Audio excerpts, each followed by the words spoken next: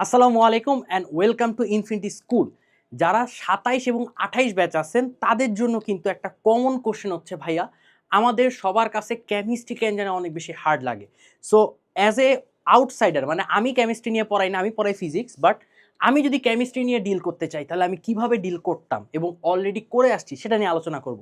মানে মূল আয়রনির ব্যাপারটা হচ্ছে যে আমি আমার লাইফে কেমিস্ট্রিকে অনেক বেশি ঘৃণা করি। ঠিক আছে, আমি এই সমাজ বা এই সমাজে কিছু কিছু মানুষকে যতটা না হেট করি তার থেকে বেশি পরিমাণে 1000 টাইমস, মানে 100x পরিমাণ হেট করি হচ্ছে কেমিস্ট্রিকে। বাট আমি আমার ভার্সিটি লাইফে মানে আইরনি ব্যাপার হচ্ছে এমন ডিপার্টমেন্ট চুজ করছি ওইখানে, বা এমন ইউনিভার্সিটি চুজ করছি ওখানে কোর কনসেপ্টই আসলে কেমিস্ট্রির উপর। সো তখন আমি আসলে কিভাবে সারভাইভ করছি, বা আমার কেমিস্ট্রি নিয়ে যে ফিলোসফি ছিল 9, 10 বা 11, 12, এখানে ভার্সিটি এসে philosophy to be honest change হয়েছে। মানে আমরা 9, 10-এ কেমিস্ট্রিকে যেভাবে দেখি, আমরা 11, 12-এ কেমিস্ট্রিকে যেভাবে দেখি, অ্যাকচুয়ালি কেমিস্ট্রি এরকম না। আমাদেরকে দেখানো হয় দেখে আমরা দেখি। আজকে আমি তোমাদের কিছু মানে ট্রুথ বা ফ্যাক্টস নিয়ে আলোচনা করব এবং এর সাথে তোমাকে কিছু সলিউশন বলবো। প্রথম কথা হচ্ছে যে আমরা সবাই কেমিস্ট্রি ওয়ার্ডটা শুনলে কেন জানি মনে হয় যে রিয়াকশন মুখস্থ করতে হবে, বা থিঙ্ক বা টপিকগুলো আমার খুব ভালো মতো মেমোরাইজ করতে হবে, কিন্তু কথাটা একদমই ভুল। কেমিস্ট্রিতে তোমার অ্যাটলিস্ট 60-70% জিনিস আছে বুঝার, তোমাদের বইতে হয়তো বা নাই, বা তোমাদের ওই বইটাতে যেটাও আছে সেখানেও 60-70% বোঝার জিনিস আছে, বাট আমরা বুঝাই না। তোমাদেরকে আমরা কি বলি? তোমাদেরকে আমরা বলি এটা এভাবেই হয়, মনে রাখো। কেন হয়, কিভাবে হয়, এগুলো আমরা অ্যাকচুয়ালি ব্যাখ্যা করি না। এই কারণেই কেমিস্ট্রি জিনিসটা আমাদের কাছে কেন জানি বায়োলজিক্যাল মনে হয়, যে সমাজের মতো মনে হয়, বাংলার মতো মনে হয়, বুঝার কিছু নাই, মুখস্থ। বাট টু বি অনেস্ট এটা ভুল কথা। তার মানে এখানে ফার্স্টে লিখছি মুখস্থ নয়, কনসেপ্টটা বুঝো। আমি মানে মোটামুটি খুব কমই টিচার, মানে আমি আমার লাইফে শিক্ষক হিসাবে খুব কম টিচারই পাইছি, একজন কি দুইজন পাইছি যারা কেমিস্ট্রি অ্যাকচুয়ালি আমাকে বুঝাইতে চাইছে, ট্রাই করছে কনসেপ্টটা, এইটা এরকম, এইটা এরকম, এইটা এই কারণে হচ্ছে, এটা এই কারণে হচ্ছে, এইভাবে করে। ওয়ান কাইন্ড অফ ফিজিক্সে আমরা কি করি, ফিজিক্সে কি লজিক আছে না? ফিজিক্স গোটাটাই তো আমার লজিকের উপর, এইভাবে লজিক দিয়ে তারা প্রুফ করতে চাইছেন।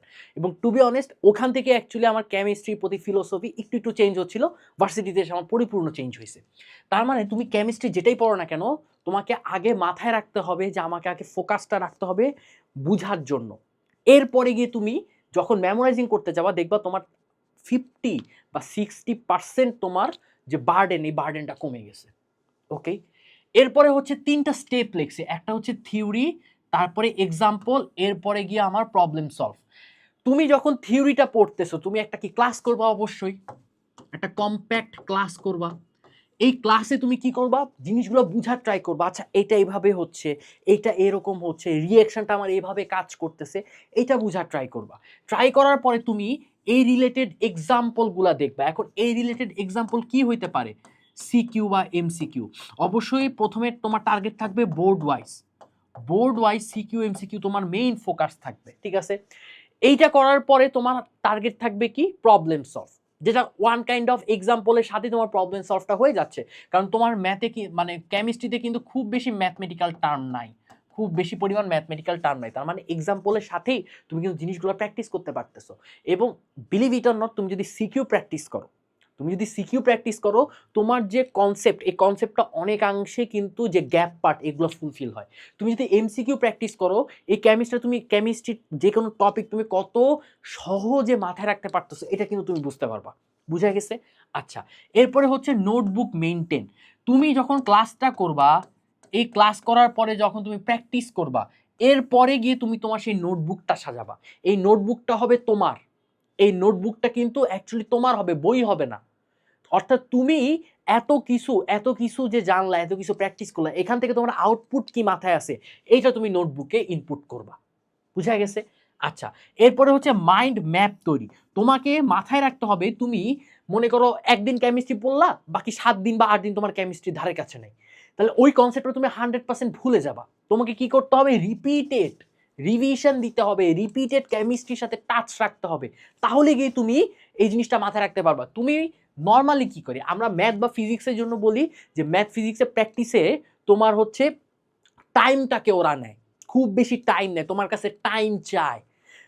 কেমিস্ট্রি ব্যাপারটা হচ্ছে তুমি কতটুকু টাইম দাও, 40 মিনিট দাও, এক ঘন্টা দাও, এটা ফ্যাক্ট না। ফ্যাক্ট হচ্ছে তুমি কতটুকু ওর সাথে টাচে আসো, ডেইলি ওর সাথে কতটুকু টাচে আসো।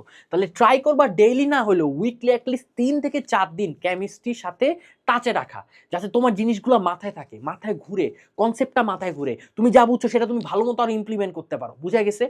এই 4টা জিনিস তুমি যদি ভালো মতো মেনটেন করতে পারো, তোমাদের যাদের বলো যে ভাই কেমিস্ট্রি বুঝতে পারতেছি না, কেমিস্ট্রি কি করব, দেখবা কেমিস্ট্রি অনেক কিছুই তোমার সুন্দর মতো ফিগার আউট হবে।